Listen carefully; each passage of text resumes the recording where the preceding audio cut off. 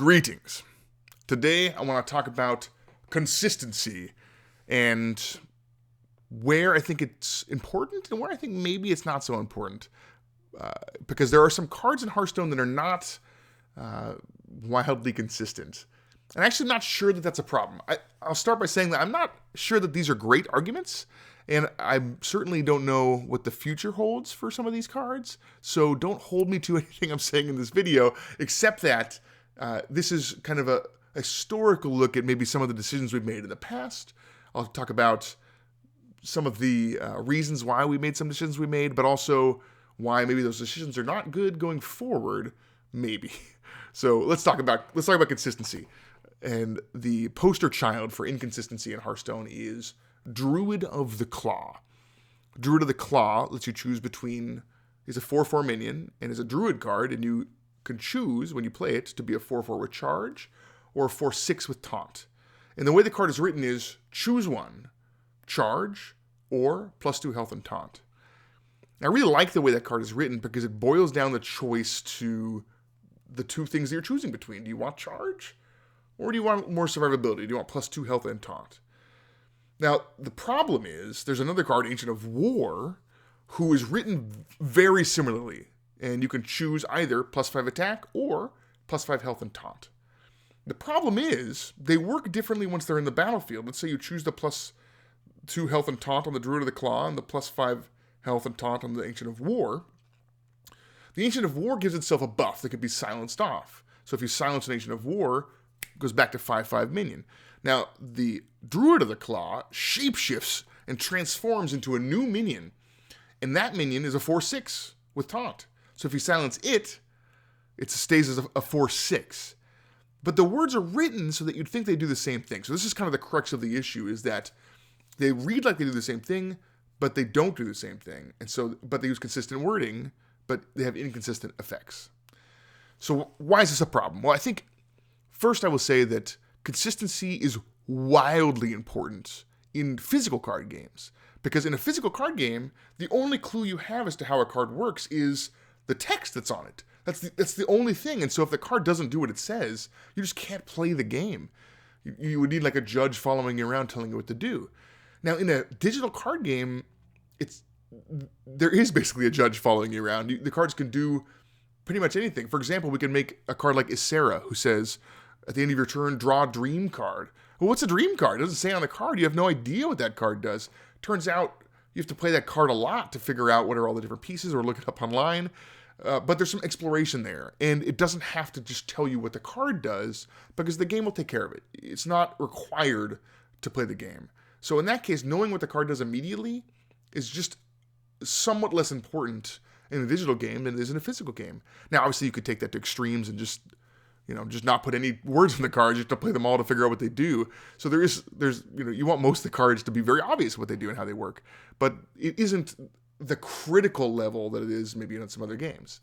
So for Hearthstone, in this case, the Druid of the Claw versus Ancient of War case, when you just play Druid of the Claw or Ancient of War, they work like you expect them to work. You do get +2 health and taunt. You do get +5 health and taunt. The difference is when your opponent is playing against them and using silence on them, they don't have the clue as to how it works from the card text or sapping it or something like that.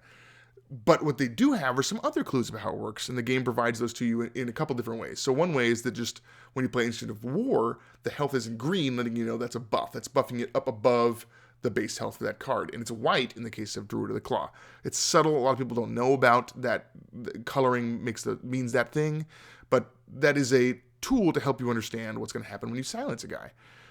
Also, if you mouse over a minion, it'll show you the attack and health that it will have when you silence it. So if you mouse over Druid of the Claw in bear form, it'll say 4/6. And so you can know that it'll be a 4/6 when you silence him. And if you mouse over Ancient of War, even if it's got the +5 health and taunt, you mouse over it, it'll say 5/5. So there are ways to figure out how things work. And if you understand the consistency of that system, then actually you may not be surprised when you silence an Ancient of War and a Druid of the Claw and you see different results. But, it's still inconsistent. And actually the worst part about being inconsistent is when you don't get a chance to play a card. So let's say we reveal a new card. When we released Blackrock Mountain, we revealed Druid of the Flame. And Druid of the Flame, or actually a better example is the Robocub from Goblins vs. Gnomes. That says choose one, +1 attack or +1 health. Well, is that a transform? Does that work like Druid of the Claw? It's written like Druid of the Claw. Or does that work like Ancient of War? Because it's written like Ancient of War also. The truth is that it doesn't matter often, actually, in gameplay, which of those two it is, because you're not often bouncing your own minions or silencing your own minions as a druid. It's more important if you're trying to play around, maybe your opponent's silences or bounces or things like that. So it is important, but it isn't critical. It's what we call like an edge case. And the question is, do you gain more from making the card easier to read, especially if it's in the classic set, which is the set we drive new players towards, or do we gain more from being consistent across cards? So at the time, when we were in a world with just classic and basic cards, we felt like making the choice cards easier to parse, which means like you read the card once to understand what it does, was better than making the card very clear how it works in the edge case, which is you're playing against an opponent who has silence or sap. So if you think about just the difference between the two ways we could write Druid of the Claw, I think the version that it's at right now, which is choose one, charge, or +2 health and taunt, boils down that decision to kind of the core thing. You're not comparing, 4-4 with charge versus 4-6 with taunt. Okay, the attack is the same, so now I'm choosing between, okay, where how much difference is, 4 and 6. It's not hard to do, but it is like, milliseconds less calculation time because we just do the math for you. We say, look, this is what you're really deciding between. We actually had some choice cards in early development that were wildly more complicated and made you choose between kind of starkly different decisions. There was a card that changed a minion's attack to 0 for a turn or dealt 2 damage to a minion who had attacked last turn. And it was like there was so much to that card that by the time you got to the second choice, you'd maybe forgotten what the first choice was. It was just too much. And we felt like choice cards really needed to be between two easily comparable things. So like deal 5 damage to a minion or 2 damage to all minions. You're choosing single target or multiple targets and different amounts of damage. Deal 3 damage to a minion or 1 and draw a card. It's clear what the differences between those choices are.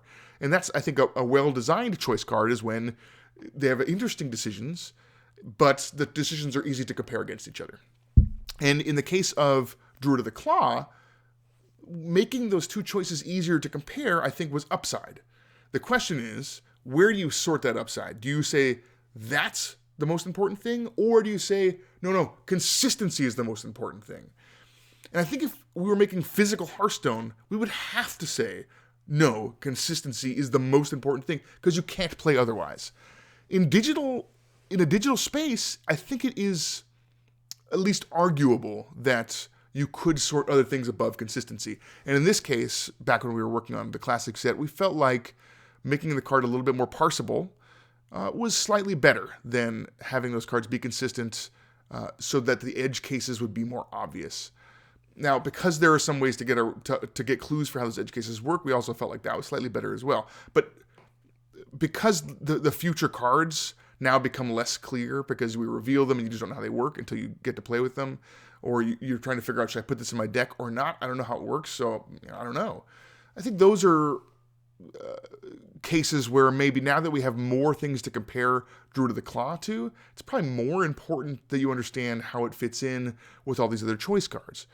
So I don't know if we were making Druid of the Claw today, if we would be as stringent as we were back in the day about these types of things, especially if it weren't in the classic set. I think we would also not be making the same decision that we had made. In fact, if you look at the Druids going forward, Druid of the Flame and Druid of the Saber, we actually did write the transform this minion into a 5/2 or a 2/5, and we could have written, choose one +3 health or +3 attack. I actually do think that that's kind of maybe a more clear choice to make, but we are starting to move in that direction where the cards are a little bit more clear about how they work. So I don't know that Druid of the Claw should stay with its current text. I when it comes to old cards, I'm very sensitive to making those kinds of changes because, I think there was some good reasons why we made that decision. But I could see us someday going back and changing Druid of the Claw to, say, transform into a 4/4 with charge or a 4/6 with taunt. I do think that's obviously a huge win on the consistency side, but I do think that it sacrifices something in the parsability, the immediateness of how you understand the decision you're making. So, it's not, I don't think that's the obvious thing, but it was something that we had been considering, especially back in the original development of Hearthstone. So I'm curious what you guys think about those arguments, about whether or not you think consistency is more important in the case of Druid of the Claw, or the ease of parsability, whether you think that our hints about how things are going to work are enough in the case of these cards to tell the opposing player how silence will work on Druid of the Claw. I think it's kind of a complicated issue, actually, at least more complicated than maybe it seems up front. There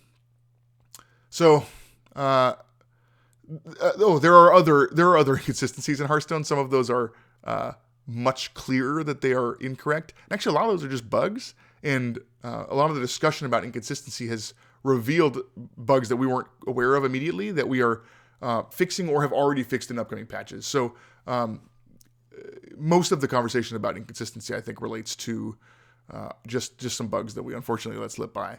But Druid of the Claw, I just wanted to talk about specifically because it was an intentional thing. It wasn't a bug, and it's maybe not the right decision that we made, but there were some reasons for doing it. So anyway, I hope that insight, while maybe not the right decision, was at least somewhat enlightening. And help us figure out whether or not you think that we should be going in this direction moving forward, or if you think that Druid of the Claw, maybe that edge case is making it more clear what the two different choices are is better than the consistency loss. So I'm curious what you guys think, and I hope you enjoy these videos and hope to do more soon. Thanks.